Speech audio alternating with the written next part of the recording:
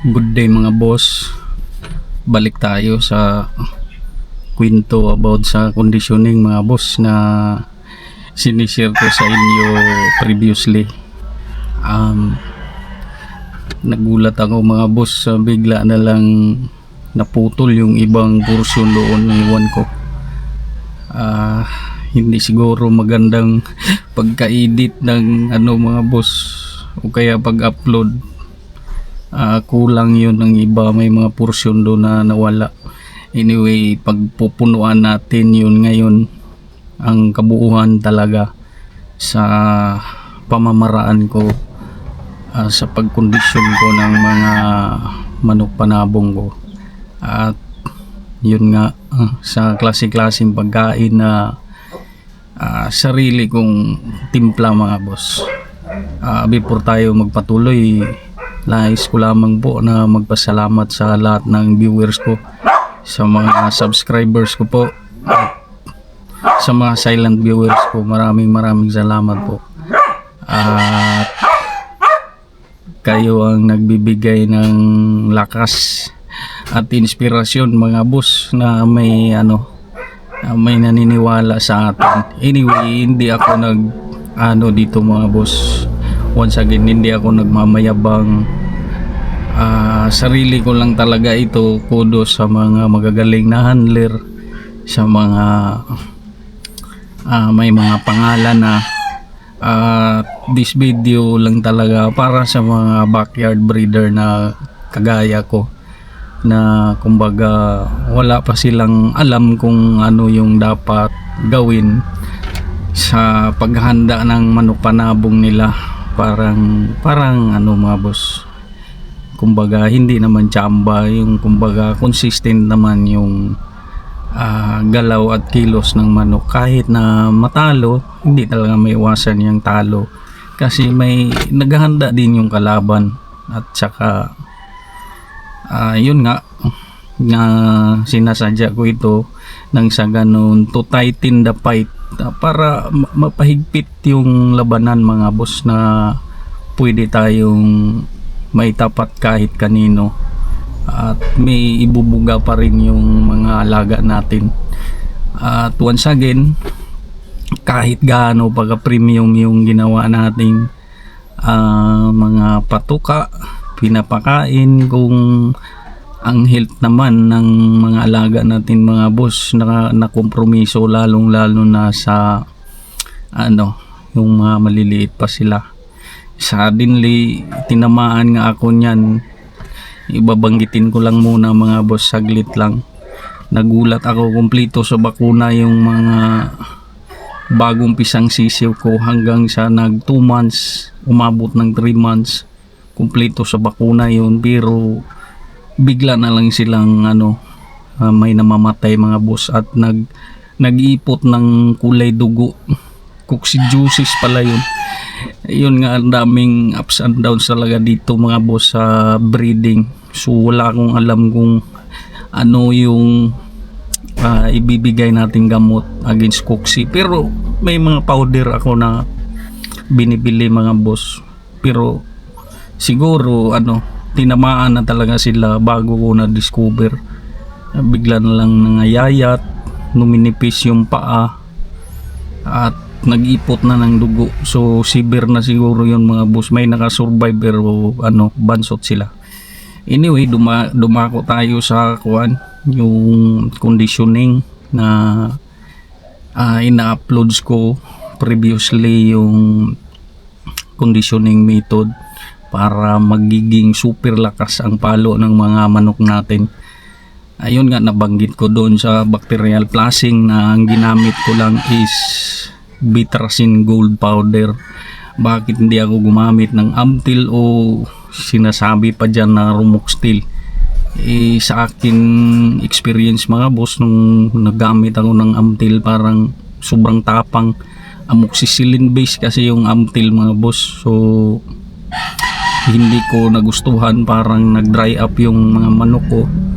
Kasi flushing lang naman yan, wala mang sakit yung mga inahanda natin o yung pinipriko natin. So ginamit ko yung Bitrasin Gold capsule. Napakaganda mga boss, dahil yung atake ng Bitrasin Gold capsule is meron siyang oxytetracycline base, thiamulin, at yung lungs talaga niya yung mga boss. Kumbaga yung mga CRD na yan, halak at pisik, talagang kaya niya mga boss, na hindi masyadong matapang na gamot. Di kagaya ng ibang binanggit ko ng mga amoxicillin base, napakatapang yan mga boss. So yun, Bitrasin Gold powder lang, capsule lang ako sa bacterial flushing ko, successive 3 days. And then yun nga, of course, first day magpurga talaga tayo, paliguan natin. Kayo nang bahala kung anong shampoo yung gagamitin nyo. Maraming available sa Agribet kung anong brand. So kayo na ang mag-decide mga boss. Purga, paligo, bacterial flushing, saka na tayo magturok mga boss ng kombinasyon ko na Aminoplex, Vitamax, saka Bilamil 0.7 ako mga boss every 10 days. And then salitan yun ng yung promotor, napakaganda talaga mga boss, yung muscle builder, talagang macho tsaka feel na feel mo talaga nang hipuin yun siya, yung parambula na kuhan. Of course resulta din yun sa magandang patuka na minimix natin. Yun nga, pag Hakpite, yun lang yung mixing ko sa patuka. Yung Kalpmana, Platinum, yung sa binig na kuan, yung Power Max. At bibili ako ng tag-1 kilo nun, pero kung maramihan, ihalo ko na yun sila lahat. Pero kung kakaunti lang yung ihanda mo, so tag kalahating kilo, so kalahating kilo ng Kalmana, kalahating kilo ng Platinum, kalahating kilo ng may winning line pa pala, so 4, at saka yung Power Max. So makabuo na tayo ng 2 kilo mga boss. So sa greens naman, yung Royal Pansy, so 2 kilo yung pellets, saka kailangan maka-4 na kilo tayo ng greens, makabuo tayo. So o kaya 5 goods na yan mga boss. So 2 kilong Royal Pansy, yung special, at saka yung special slasher o special concentrate mga boss. Mapipil nyo talaga yan in the first sa site pa lang natin. Pansiing natin sa kuwan yung maganda talaga na quality na kuwan, 2 kilo doon. Tsaka yung Groot Oats tsaka Jackie Oats, huwag nyong kalimutan yung mga boss. Bakit yun kailangan? Tsaka babanggitin din natin mamaya kung epektibo pa ba ang carbo loading. So bakit hinaluan ng sa akin 1/4 na Groot tsaka 1/4 na Groot Oats, 1/4 na o kaya kalahating kilong Groot Oats, kalahating kilo na Jackie Oats. So makabuo na tayo ng 5 kilo na greens, Royal, Special Concentrate, tsaka yung mga oats. And then naka2 kilo tayo ng pellets, yung Kalpmana kalahati, Platinum tigka kalahati, winning line, tsaka Power Max. So yun yung ihalo natin mga boss, i-mix natin yun. Dry feeding muna tayo kasi Hakpite. Sa Derby iba naman mga boss, hindi ko na naputol doon, mayroong sanang porsyon sa Derby, may dadagdag na ako sa Derby mga boss. Yun na yung hindi ko na hinahalo yung, siyempre lahat ng klaseng pellets meron pa rin tayo, pero separate sila, separate, kasi binabasa ko yung grains. Kasi hahaluan natin yung ng gatas mga boss. Huwag yung skim milk, walang epekto yan. Huwag din yung ibang gatas. Ensure talagang ako mga boss, ensure na gatas yung gamitin yung mga boss kung pang big event. Napakaganda at lalong titibay yung mga manok natin mga boss, lalo na pag naselect na natin na may magagandang palo yung mga manok natin, mas lalo pa silang magiging sharp tsaka super mga boss pag kuan hinaluan natin ng gatas, insure na gatas. Ayun, ihalo yung gatas, binabasa yung kuan grains para kumapit yung gatas. Huwag na yung sterilize, wala yan, walang epekto yung mga sterilized milk na yan. Huwag na kayong magdagdag pa ng mga powder dyan, yung jiki na yan, at saka yung iba dyang powder, wala na yan. Tsaka yung bigay natin sa tubig, yung Multilite sa LTI, napakaganda mga boss, talagang mamumula yung mga mukha nila, buhay na buhay yung dugo, yung red blood cells. So yun mga boss yung naobserbahan ko. So yun, halo tayo ng insure na gatas kung pang derby. So yun yung pakain natin sa umaga at hapon. Kung kayo mga boss, kumbaga lagyan mo ng pang snacks sa tanghali yung mga manok nyo, mas maganda mga boss, raisins mga boss. O kasi pwede din yung saging, pero sa derby parang bibigat yung katawan mga boss sa kuwan. Saging, raisins lang, mahal pero super effective mga boss, napakaganda ng resulta. Bulto yung katawan, bukang-buka, tapos magaan yung hinahabol natin sa derby mga boss, dahil timbangan kasi yung derby, iba sa hakpait, ulutan man yun.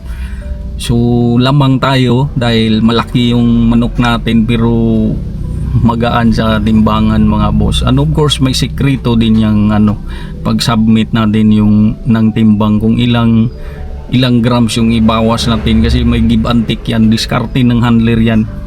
Pero ako may magandang diskarte pa rin ako dyan, ang laki ng ibabawas ko, kasi pag kinikiping na natin yung manok natin mga boss, naturally at typically mag drop out talaga sila sa timbang pag kinikip na natin. So wag nyo lang ikiping ng husto mga boss, wala na yan. Tsaka banggitin natin yung yung carbo loading, kung epektibo pa ba sa ngayon, kasi may nagsasabi bakit walang carbo loading mga boss, bakit hindi ka nagka-carbo load.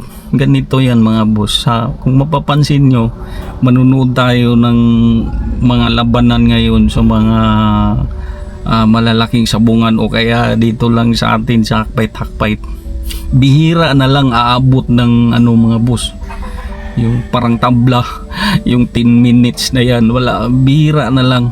So usually seconds, 1 minutes, 2 minutes, patay na. Bakit ganyan mga boss? Dahil long knife na ang nauso ngayon. So yung carbo loading, sinadya yun for short knife, nang sa ganun hindi mawala ng lakas yung manok. So talagang nagka-carbo load, pinapainit talaga yung katawan ng manok. So for me, hindi na effective.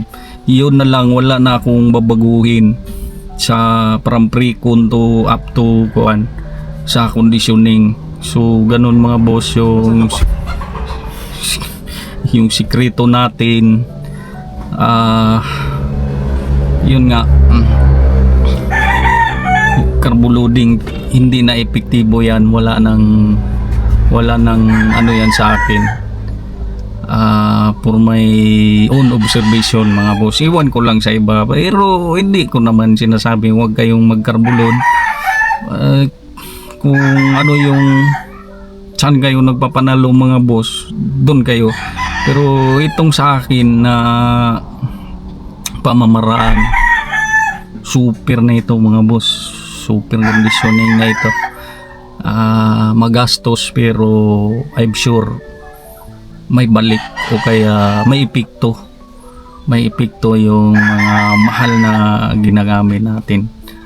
At of course sa labanan ngayon, kailangan mag-step up na talaga tayo sa paghahanda natin. And of course bloodlines pa rin yung pinaka baseline natin dito.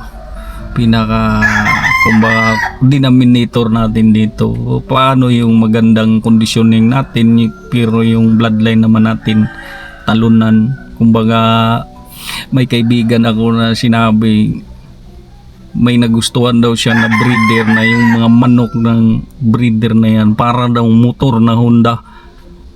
Kasi yung Honda daw na motor pag hindi mainit, hindi pa nag-init, medyo hindi pa masyadong makahatak, pero pag uminit na lalong nagliliyab sa galit. So ganun mga boss yung ibig niyang sabihin, na habang nasusugatan daw yung manok ng breeder na yan, lalong umiinit at lalong may instinct to race back na deadly mga boss. Deadly yung race back niya, yung cutting niya, deadly. So yun yung ini-emphasize niya mga boss. So yun nga, kahit gaano kaganda yung conditioning natin, pero yung bloodline natin hindi masyadong matibay, o yun, makukompromiso talaga mga boss. And then daming factors talaga dito sa paghahanda, bloodline paghahanda, gapping, pointing, madali na lang yan mga boss. Alam nyo na yan kung ano yung crop empty tsaka gut empty. Hindi ako nagpapagat empty, dahil pag gut empty yung manok ko, yung mga bloodline ko, wala sila sa focus mga boss. Subukan nyo i-spar yung manok nyo, yung empty, yung gut empty, tsaka compare nyo sa crop empty. Ibig sabihin wala nang laman dito, pero may laman pa yung ano nila sa balon-balunan, doon sa ilalim sa gizzard nila. So yun yung ibig sabihin mga boss. So for me, hindi ko gusto yung gut empty, gusto ko crop empty lang. Bakit naman kailangan empty yung crop? Dahil pag nasugatan yung mga boss, hihinga yung manok, masupukit siya sa labanan kung may laman pa dito. So kailangan walang laman dito, dahil yung hininga ng manok dito lang din. Purme lang yun ang obserbasyon ko dyan. So kailangan walang laman yung crop. Gusto ko may laman yung gut. Katulad ng tao na pag gilaban mo yan, langan naman, hindi mo pakainin yan, i-gut empty mo siya. So kailangan may kunting laman yung niya, hindi talaga total empty. Nang sa ganun, nandun pa rin yung sharpness niya tsaka yung focus niya sa kalaban. Yun yung ini-emphasize dito mga boss. That's all mga boss. Pasensya na talaga sa mga magagaling na handler, conditioner. Huwag nyo lang pansinin itong videos ko. This is for me, and then epektibo naman sa akin, kaya isi-share ko din sa iba. Dapat sana sikreto man yan mga boss. Dapat sana ito hindi pwede i-share dahil secret, pero hindi ako ayaw kong magdamot mga boss, para magiging pahigpitin natin yung labanan. Hindi lang sila yung dominante, may ibubuga pa rin yung mga manok natin, kasi maraming pumupusta sa terbisiya. So goods na ibigyan natin sila ng maganda talagang laban. Yun yung ini-emphasize ko dito sa channel na to mga boss. Kahit backyard lang tayo, bigyan natin ng magagandang laban yung mga big time. That's all mga boss. I hope na nagustuhan nyo ang videos ko. Maraming salamat talaga sa suporta nyo. Godspeed to everyone mga boss. Mabuhay tayong lahat ng mga backyard breeder.